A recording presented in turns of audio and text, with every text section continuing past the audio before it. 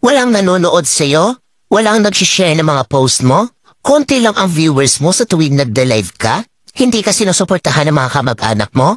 Kaibigan mo? Kakilala mo? Kapitbahay mo? Pinagtatawanan ka dahil sa pagre-reels mo? Pinagtatawanan ka dahil sa paggawa mo ng mga content?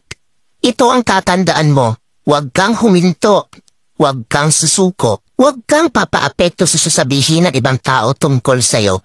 Ipakita mo sa kanila na may mararating ka. Dahil isang araw, kapag marami ka ng followers, kapag marami na ang sumusuporta sa'yo, kapag marami na ang nanonood sa'yo, kapag marami ka ng viewers, kapag marami na ang nagmamahal sa'yo at sumusuporta sa'yo, kapag marami ka ng payout, kapag sinasahod mo na ang sinasahod ng mga sikat na content creator, kapag mayaman ka na, kapag marami ka ng pera, ay manunood na yan sila sa'yo.